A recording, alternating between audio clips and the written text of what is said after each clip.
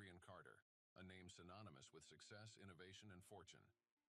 At just 30, he's the tech tycoon behind one of the most revolutionary e-commerce platforms in the world. But behind the glamorous headlines and the polished image lies a man drowning in obligations he never chose. This Christmas, Adrian isn't thinking about family dinners or gifts under the tree. Instead, he's grappling with an ultimatum that could change his life forever. His parents have laid out the terms clearly. Marry Sophia Lambert, a woman he barely knows but whose family name promises a lucrative alliance, or lose everything. His company, his wealth, his entire empire. Adrian's heart sinks every time he hears their words echoing in his mind. It's not about love, Adrian. It's about stability. It's about legacy. He's never felt more like a pawn in their game. And so, on a cold Christmas Eve, as snow falls softly outside his penthouse window, Adrian makes a bold decision. He'll find his own way out. If he has to marry someone to escape their plans, it won't be Sophia. He'd rather marry a stranger. On the other side of town, Clara Bennett is spending her Christmas volunteering at a local shelter. A once promising figure skater with dreams of Olympic gold, her life took a devastating turn after a career-ending injury. Now she's just trying to make ends meet, keeping her spirits high for the children she helps. Clara has learned the hard way that life doesn't always go according to plan. Two people, from two vastly different worlds, are about to cross paths in the most unexpected way. What starts as a desperate deal will unravel into a journey of secrets, redemption, and love amidst the magic of Christmas. But as past wounds resurface and the pressures of their choices weigh heavily on them, will this unconventional partnership survive the holiday season? Stay with us to uncover this extraordinary Christmas story, filled with drama, heartache, and hope. Don't forget to like, share, and subscribe to our channel for more captivating tales. And we'd love to know, where are you watching this from? Let us know in the comments below. Adrian Carter walked briskly through the bustling streets of his hometown, his mind racing. Snowflakes swirled in the cold air, blanketing the ground in a soft white shimmer, but Adrian barely noticed. He wasn't here for holiday cheer. This trip was about survival. His family's ultimatum weighed heavily on him. Marry Sophia Lambert or lose the empire he'd worked so hard to build. Marry Sophia, his father's voice echoed in his head. She's perfect for you? Adrian, her family will secure our standing for generations. Adrian scoffed at the thought. Sophia Lambert was polished, poised, and everything his parents admired. Except for one thing. She wasn't the woman he wanted to spend his life with. The problem was, Adrian didn't know if such a woman even existed. That night, desperate for a distraction, Adrian wandered into the local community center. The warm glow of Christmas lights and the faint sound of laughter greeted him. Inside, a holiday event was in full swing. Children giggled as they decorated cookies. Families gathered around tables sharing stories. And in the middle of it all stood Clara Bennett. Clara's presence lit up the room. Though she didn't seem to realize it, her worn sweater and simple jeans didn't match the festive surroundings. But the joy in her voice as she spoke to the children was undeniable. She crouched down beside a little girl struggling to tie a bow on a gift. Her soft laugh carrying across the room. "You've almost got it, sweetheart," Clara said, her voice gentle. "Just one more loop. See? Perfect." Adrian's eyes lingered on her longer than he intended. There was something magnetic about her, a quiet resilience, a warmth he hadn't felt in a long time. When the event ended, Clara stayed behind to help clean up. Adrian watched as she carefully packed leftover food into containers, placing them in her tattered bag. He followed her out of the center, his curiosity getting the better of him. "You're quite the multitasker," he said, breaking the silence. Clara spun around, startled, her green eyes narrowing. "Can I help you?" Adrian raised his hands in mock surrender. "Relax. I'm not a thief. I saw you in there. You're good with people." Clara frowned, unsure of his intentions. "Thanks, I guess, but I'm kind of busy. So if you don't mind—" "Wait," Adrian interrupted, his voice more urgent than he intended. "I need your help." Clara blinked at him, baffled. Do I look like I'm running a consulting service? Adrian chuckled softly, though his tone was serious. Not exactly. I need a wife. The words hung in the air, absurd and out of place. Clara stared at him, unsure whether to laugh or call the police. I'm sorry. What? She asked, her voice dripping with disbelief. Adrian took a deep breath, shoving his hands into his coat pockets. I know how it sounds. Crazy, right? But I'm not joking. My family's forcing me into an arranged marriage with someone I don't love. If I show up with someone else, someone they wouldn't expect, it'll buy me time to figure things out. Clara shook her head, a bitter laugh escaping her lips. And you thought I'd be the perfect candidate? Let me guess. You're doing me a favor because I'm... What? A charity case? No, Adrian said quickly, his tone softening. That's not what I mean. I saw how you were with those kids tonight. You're kind, genuine, real. My family wouldn't see you coming. Clara crossed her arms, her gaze piercing. And what do I get out of this? Ridiculous deal?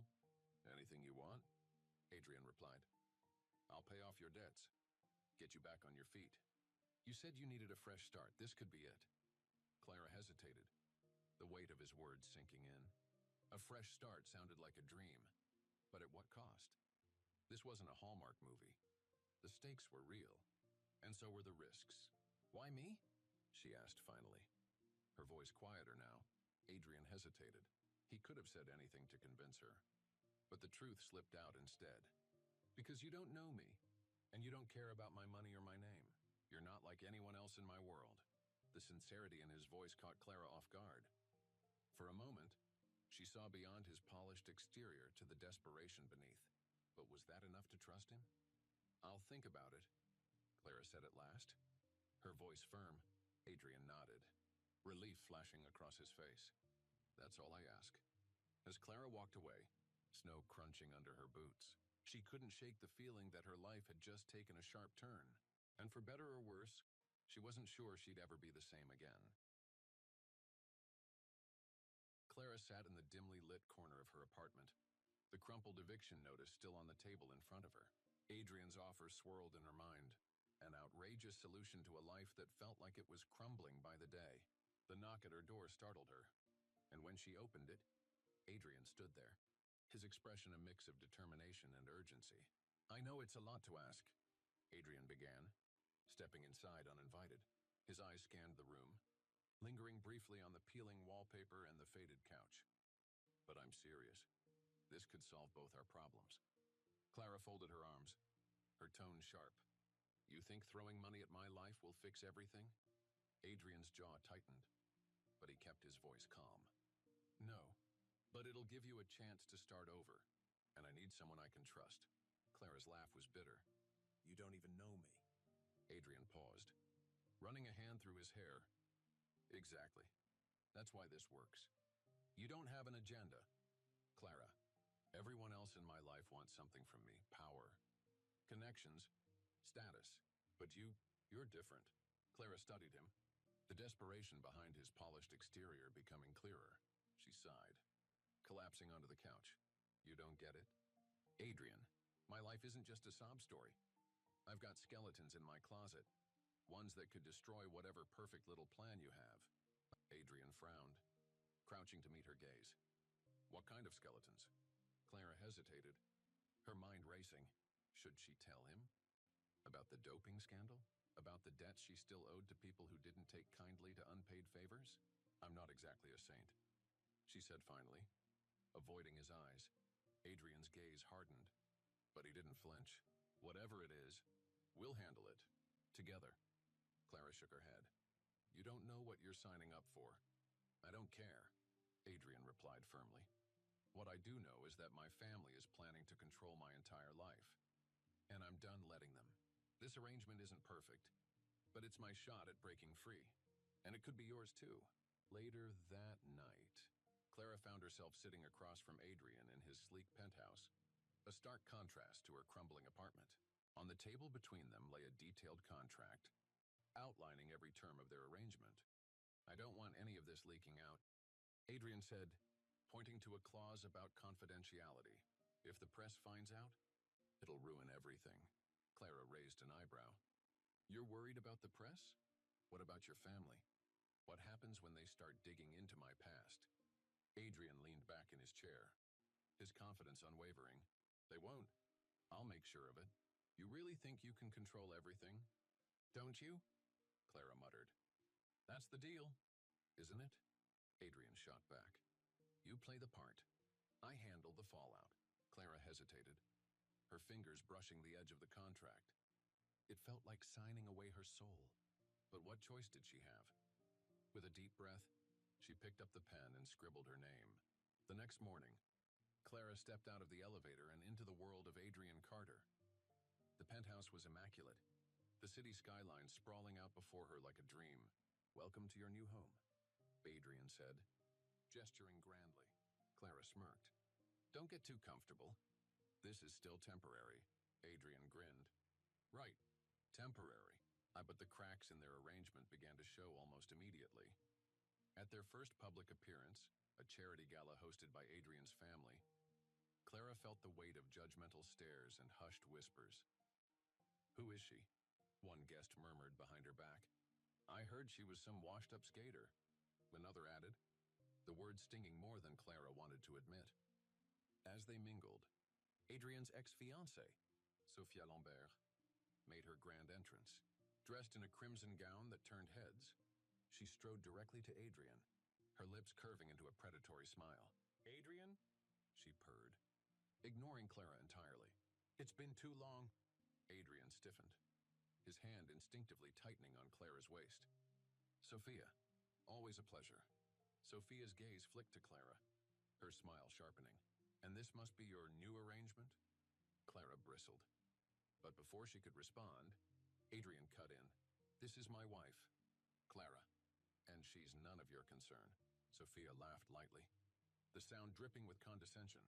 Oh, Adrian, you always did love a good project. Clara's hands clenched into fists, but Adrian squeezed her arm gently, a silent signal to let it go. That night, back at the penthouse, Clara exploded.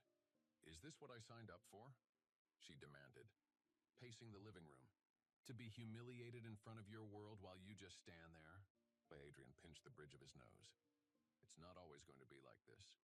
Really? Because it feels like I'm just here to make your ex jealous and your mother angry. You're here because I need you. Adrian snapped, his voice rising. Clara froze, her eyes narrowing. No, Adrian, I'm here because I didn't have a choice. The words hung in the air, heavy with unspoken truths. Adrian's face softened, guilt flashing in his eyes. I'm sorry, he said quietly. I didn't think about how hard this would be for you. I'll do better, I promise. Clara stared at him for a long moment before nodding. But deep down, she wasn't sure how much longer she could keep up the charade. The Carter family estate glittered under the soft glow of hundreds of Christmas lights. Inside, the annual Christmas gala was in full swing, with guests dressed to the nines, sipping champagne, and exchanging pleasantries. Clara stood near the grand staircase, feeling out of place despite her elegant gown. She clutched a glass of sparkling water, scanning the crowd for Adrian, who had been swept away into a conversation with investors. Just as she was starting to feel a sliver of confidence, a cold, familiar voice cut through the hum of the room. Clara, dear, Evelyn Carter said, her tone sickly sweet. A word? Clara's stomach twisted, but she forced a polite smile. Of course. Evelyn led her to a quieter corner of the ballroom, away from the crowd. The older woman's perfectly composed expression didn't waver as she began. I've been meaning to talk to you. You've done an admirable job playing the part, but we both know this charade won't last. Clara stiffened. I'm not sure what you mean. Evelyn's smile faded, her gaze turning icy. Don't play coy. I know everything about you. Clara, the scandal, the debts, the people you owe. Did you really think you could bury your past? Clara's throat tightened. That's none of your business. Oh, but it is, Evelyn replied sharply. You've attached yourself to my son, and I'll be damned if I let someone like you drag this family's name through the mud. Clara took a deep breath, fighting to keep her composure. With all due respect, Mrs. Carter, Adrian made his own choice. I didn't force him into anything. You think this is about Adrian? Evelyn hissed, stepping closer. This is about power. Clara. And you, my dear, have none. I suggest you pack your things and leave before I expose you to the entire room. Meanwhile, across the ballroom, Adrian was cornered by Sophia Lambert. Her ruby-red gown shimmered as she leaned in close, her voice low and honeyed. Adrian, she murmured, her eyes flicking toward Clara. You really think parading her around will solve your problems? Everyone sees through it. Why don't we stop pretending and get back to what we had? Adrian's jaw tightened. What we had ended a long time ago. Sophia. Sophia smirked. Undeterred. Your mother seems to think differently. She's already told me what a mistake Clara is. It's only a matter of time before she forces your hand. You don't know Clara. Adrian snapped. Neither do you, Sophia countered, her eyes gleaming. Back in the corner, Clara's resolve finally cracked. You think you can scare me? Mrs. Carter, Clara said, her voice rising slightly. I've been through worse than your disapproval. You can dig up whatever you want about me, but I'm not going anywhere until Adrian tells me to. Evelyn's expression darkened. You're making a mistake. Maybe, Clara said, stepping back. But at least it'll be my mistake. Adrian appeared just as Clara turned to walk away, her eyes glistening with unshed tears. What's going on here? Adrian demanded, his gaze darting between his mother and Clara. Ask her, Clara said shortly, rushing past him. Evelyn adjusted her gown, her mask of politeness slipping back into place. Just a little motherly advice. Adrian, nothing to worry about. Adrian didn't buy it. He stormed after Clara, catching her just as she reached the front doors. Clara, wait, he called, grabbing her arm gently. She whirled around, her frustration spilling over. Why did you bring me here? Adrian? To prove something to your family? To parade me in front of people who will never see me as anything but a joke? That's not what this is, Adrian said, his voice desperate. Then what is it? Clara demanded. Because right now, it feels like I'm just a pawn in your fight with your mother. Adrian hesitated, his hands falling to his sides. It's more than that, he said quietly. Clara laughed bitterly. Don't try to turn this into something it's not. We both know this was never real. Adrian's chest tightened. He wanted to tell her the truth, that somewhere along the way, this had stopped being a deal for him, but the words caught in his throat. I'm done, Adrian, Clara said, her voice breaking. I can't do this anymore. And with that, she walked out into the snowy night, leaving Adrian standing alone. Clara's breath fogged in the icy air as she hurried down the street, her heels sinking into the snow. She didn't know where she was going. She just needed to get away. Memories of Evelyn's words and Sophia's smirks replayed in her mind, each one cutting deeper than the last. She didn't notice the man watching her from the shadows until it was too late. Clara Bennett, a gravelly voice said. She froze, her blood running cold, slowly. She turned to face him. You thought you could run from us, the man sneered, stepping closer. You've got debts to pay, and we're here to collect. Clara's heart pounded as two more men appeared behind him. Their intentions clear. Stay away from me, she said, her voice shaking. Not an option, the man replied. Before she could scream, a black car pulled up beside them, and Adrian jumped out. Get in, he shouted, shoving the man aside. Clara didn't hesitate.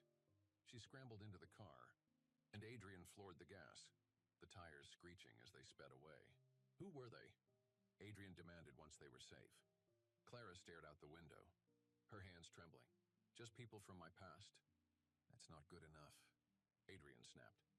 If I'm going to help you, I need to know the truth.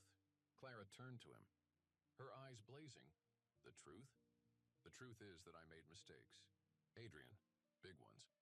And no matter how hard I try, they keep coming back to haunt me. Adrian's expression softened. Then let me help you. Clara shook her head. You can't fix this. Maybe not, Adrian said quietly. But I'm not going to let you face it alone. As they drove through the snowy streets, Clara's walls began to crack. For the first time, she let herself believe that maybe, just maybe, Adrian was someone she could trust. The next morning, Clara woke up in Adrian's penthouse, the events of the previous night replaying in her mind. She could still feel the cold dread from the encounter with the men who had confronted her, the sharpness of their threats echoing in her ears.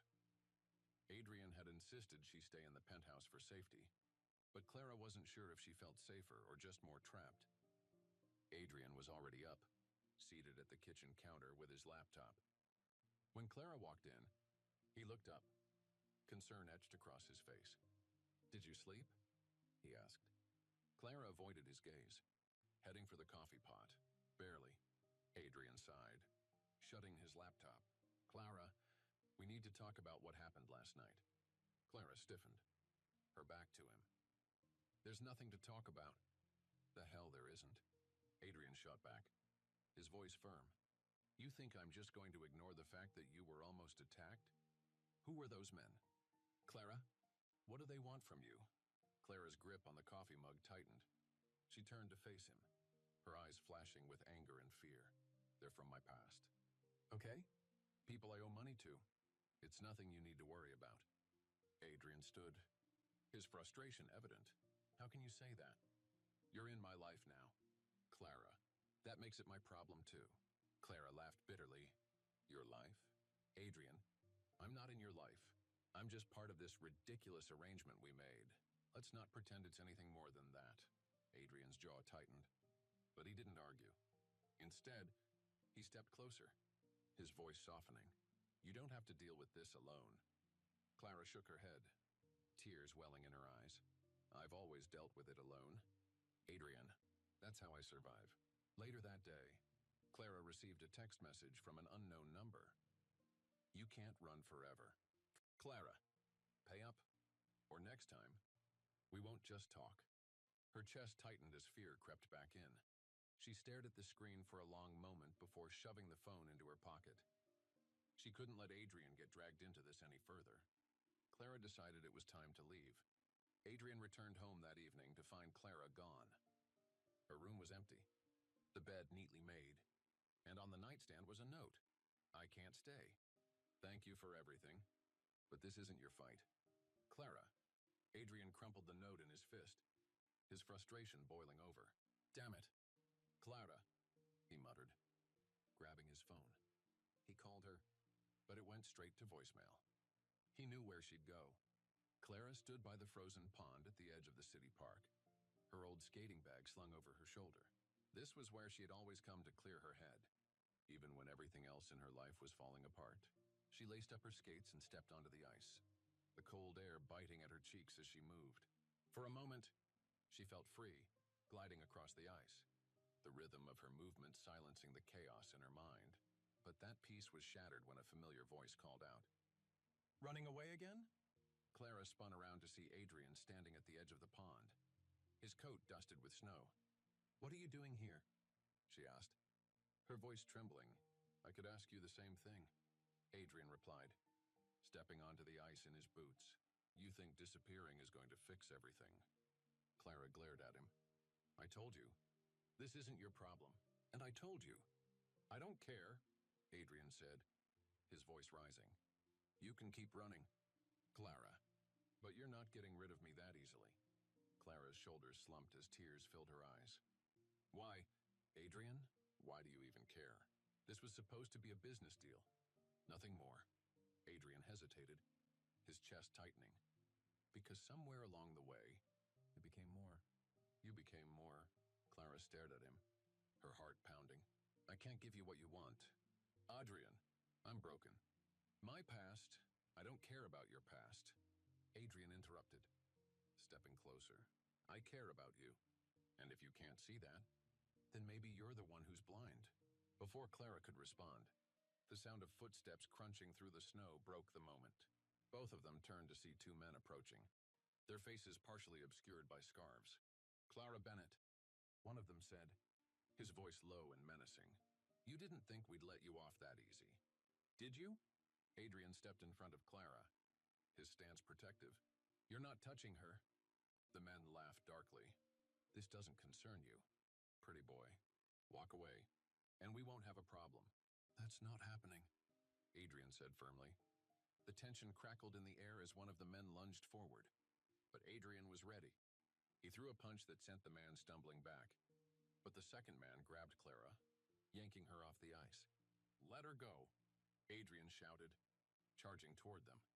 Clara fought against her captor, her elbow connecting with his ribs. He cursed, loosening his grip just enough for her to break free. Adrian reached her side, grabbing her hand. "Run!" he shouted, and they sprinted off the ice and into the woods. They didn't stop running until they reached the edge of the area where Adrian's car was parked. Both of them were breathing hard, their faces flushed from the cold and adrenaline. "Are you okay?" Adrian asked, his hands gripping her shoulders. Clara nodded, though her body trembled. I think so."